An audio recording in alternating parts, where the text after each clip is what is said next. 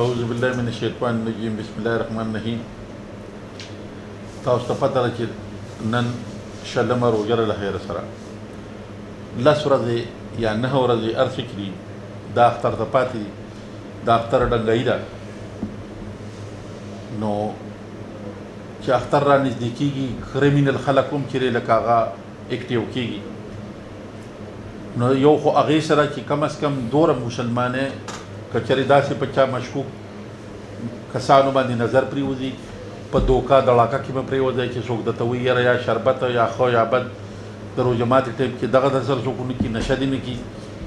تا سره هېڅوک جره پیسې درته شمارم یا دا پیسې پېژنم نه پېژنم، لکه په قسم قسم حرامیان دي او خپل چې حرامیتوب کوي او تا نه پسې طریقه پیسې یا چې لکه تا نه موټرسایکل مخکې کړي یا ستا نه له 100 روپو کوشش کوي. نو زه بار بار دا وایم چې یو خو په دوکانونو کې ګیرې لکه ټول خلک کاروبارونو کې د شپې مټیایه والو سپلو والا ټایلران صاحبان شو، داسې ورسره ګیرې لکه نور چې کوم غټ غټ دوکانداران شو، بیکرو والا شو، نو ځان سره خو لاول کیش مه ساتئ او که کیش ساتئ نو مهرباني دا وکوئ که تاسو چې ته ګیرې لکه منتقل کوئ ایس ایچ او صاحب یا مرزا صاحب ته کال کوئ یا به درسره ځي چې بدمزګي نه پیدا کېږي. موږ ستاسو محافظ یو، خو ورورې کم ځای ته به کېږو نو مهرباني دا وکړئ که په چاو شک را دي، په چاو چې څوک مشکوک کسان دي په هغې باندې چې موږ له اطلاع راکوئ. دې سره سره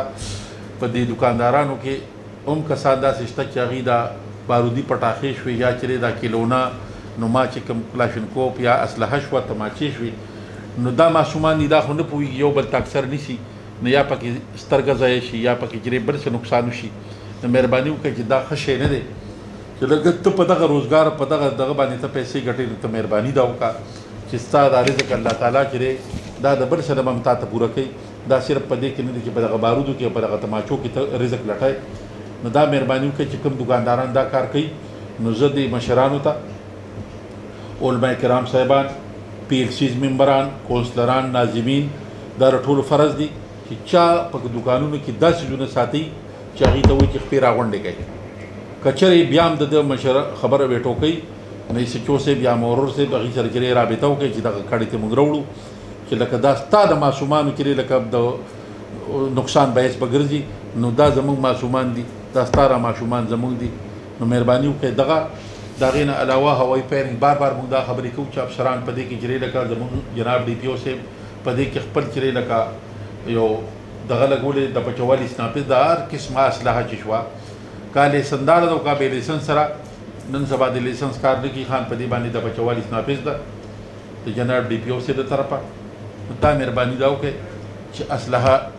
که د چا دشمني مهرباني دې وکړي هغوی دې ګیرې اسلحه نه رالي او هغوی دې ګیرې په کور باندې ځان محدود وساتي. دا نشته چې یاره زما دشمني ده او زما دا ځکه دی کې پته نه لګي. دا ټول کور په کور چې دا پښتو ملک دی دشمنۍ هم شته هر څه شته، خو اسلحه به چې دی هر قسمه په دې باندې پابندي را وکړي چې ډېر ضرورت یې چاته نو باقاعده بیا دې ځان له ډي پي او صاحب نه پرمټ واخلي. خو دومره قدرې کار دی چې فاصله باندې نه پابندي ده. هوایي فایرنګ چې دی دا خو بالکل لعنت دی، سرب ناروا ده. عالمانو ته هم دا خواست کوم چې د جمعې په خطبو کې هم چې دی وینا پرون شوې ده، زموږ د سرډېرو ایس ایچ او صاحب دلته علما کرام راغوښتي مو، سبا کې موږ دلته هم راغوښتي دي او په دغه کې هم راغوښتي دي، خانمهۍ کې نشته کې هغوی سره به موږ چې خپل میټینګ کوو ورته به وایو خان دا ستاسو فرض جوړېږي. او د علم خبره ډېره مؤثر ځکه چې په ممبر کښېني هر سړی یې قدر کوي. نو دا مشران، کونسلران، ناظمین دا یوازې د پولیس ډیوټي نه ده، ستاسو هم ډیوټي ده چې کوم ځای کې هوایي فایرنګ چې لکه د دې خبره کېږي چې دا موږ ته په ګوته کوئ او دا ورته ووایي چې بهی دا لعنت دی، یاره وروره دا تاسو کوم ځای پراته په خدای قسم چې چا کره به بیمار پروت وي، چا کره به غم وي، په چا به چې لکه اکثر زموږ د پښتو په بر کې چې چا کره په کال کې مخکې غم شوی دی نو هغه غم بیا تازه شي. ولې یا پلار وفات شوي، یا مور وفات شوي، یا زوی وفات شوي، یا رشته دار وفات شوي، په هغه د مچ ته لتې ځای نه وي او ته ورته خوا کې ډزې کوې که نه، نو خان نن د هغه په کور غم دی خو دا غم به سبا ستا په کور هم راځي. نو چې سبا له تا سره ډزې دی کېږي ته به څه وایې، ته به په ریړه کې څه وایې. نو کم از کم چاپېرچوټ کې وګورې چې زما په دې چم کې به چې مریض پروت وي، زما په دې چم کې په روز کال یا 6 میاشتې یا 2 میاشتې مخکې غم شوی و، دا اختر په خوشحالۍ باندې زه تېروم، زه ډزې کوم، زما په دې ګاونډي څه پوزیشن دی په ده څه تېرېږي. قسم دی که تا ډز وکړو د هر انسان د لاندې دن یو بل انسان دی چې هغې ته ضمیر وایي. که یو ته کېره سوچ وکړه که نه کېره دا زه ټیک کوم سوچ ځان له خبره ده په دې خبره سوچ وکړئ بار بار وګوره افسران مونږ ټول دا وینا کوو چې دا لعنت دی دا مه کوئ که دغه ډزې ته کوئ د چا د غم سبب به وګرځي کیدای شي ستا نه ټوپک کته شي هغه چېرې ستا نه پیسو خدای مکه ولګي نو بیا به د دغه غم کښې ټول عمر قسم دی چې خاورو ته به دې کوسي نو مهرباني وکړه مستي مه کوه مستي عزم کا دا څه دومره لوی کار نه دی چې راته لګې مونږ خو پخوا قسم دی چې لکه ملګري راټول شوي وو د اختر شپه به وروړوله ځان له به چرګ چرګوړی یا به ځان له چېرې له وریجې څه پارټي به ځان له وکړه په هغې باندې به مونږ مشغول شو ملګري دا نشته چې ډز پکې لا چا راوستی نو کم از کم ته پې ښه ښکارې او ډېر سخت چې دی انسټرکشن دی دې لپاره نو مهرباني دا وکړئ ټولو مشرانو ته درخواست کوو کونسلران ناظمین پیرسیز نور هم چې کوم د معاشرې د طبقې هوښیار خلک دی چې دا اویرنس په دې علاقه کې پیدا کړي ویناو کړي چاپېرچول کړي چې بهی راځئ موږ به چې بالکل د ډزو خلاف چې لکه باقاعده مهم چلو دغه نه به نفرت کوو که کوم سړي ډز وکړو قسم دی که هغه ورته یا اصله په کور کې پرېږدو یا دی موږ چې بغیر د صلاح د اختر به انشاءالله دا په جیل کې راځي نو دا مهرباني وکړئ چې بار بار وینا چې دی مزه نه کوي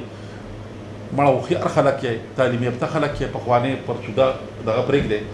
نو دا مغروران که چتم راځي یا چتمي نو دا به نه وایي چې اختر دی او نفري به نه وي نفري د الله فضل دی چتم چې مغروري دا انسټرکشن دی موږ به بالکل پې چاپوو هسې هم چاپې د هغې نه علاوه ون ویلینګ باره کې دا وایم چې اوس راتلمه نو په ون ویلینګ باندې کې دی یو هلک سور دی او را روان دی نو زه خو تا ته دغه موره پلار ته خو زه موره پلار نه وایم دغه موټر سایکل دی کوم ځای ودرېږي دا چې ون ویلینګ دا کونه کې پې بره وي که نه دغه دا کور ته نه درولي ته دا تپوس نه کوي چې بچې به دې ته څه کوې په خدای پاک باندې قسم چې په دې د دې غم نه زه تېرېږم یقین وساته چې په دغه وینو کې به خدای مکه خوله ولګئ نو مهرباني وکړئ چې دې بچو نه دا موټر سایکل یې مړه لګوټي چې ډاډې ته که نه او که چېرې د کار شعر نو دا چې کونه یې پې بره کړي دا خو د ون ویلینګ دپاره دی دا خو د سپیډ دپاره دی ته بچې دې دپاره ته خو په یاره بچې په تاسې وارې مړه دا بچې خو لږ ټیم وله ورکړه که نه خدای واحد دا شریک دی چې بیا به لکې وټکې په ځمکه به چکونه ولګې که را بچې دي نه مه کوئ مړه د بچو باندې لکوټي دا د معاشرې د هرې طبقې کې دا فرض دی چې څوک ون ویلینګ کوي څپېړی دي وباسي نیسي لاس دې واچي مونږ ته دې اطلاع راکړي مونږ به یې نیسو او که کوم سړی مونږ ون ویلینګ کې باندې سچو صاحبان صاحب ټولو ته ویلي دي د افسرانو دا انسټرکشن دي د ډي پي او صاحب د آر پي او صاحب چې چا ون ویلینګ باندې څوک ونیوه د هغه مور پلار دغه پلاران دغه مشران به راولئ هغې له به چې سزا ورکوئ او هغې د به چې هغې خلاف به قانوني تقاضي برابروئ ځکه چې دا وړوکې خو ده په ونه کړ نو مړه دا څه کوئ چې دا ون ویلینګ کوي دا داسې ښه شی دی دکه به چېرې بل ورځ یقین وساته چې اکسیډنټ شوی دی هر روز اکسیډنټونه کېږي ستاسو دا مخې ته را معاشره پرته ده چې یا یې په منځ لیدلي یا خېټه لیدلي یا کلبې بار پرتي یا د خولو قابل نه یا په بکسه کې بند کړي یا مخې ته کتو نه دی نو په دې خپلو بچو خفه شي په دې خپلو ځانونو باندې خفه شي اعوذ بالله من الشیطان الرجیم بسم الله الرحمن الرحیم د هوایي فایرنګ متعلق چې کوم دی منګه د ډي پی او صاحب د حکم مطابق چې کوم دی بل از علما کرام سره میټینګ کړی دی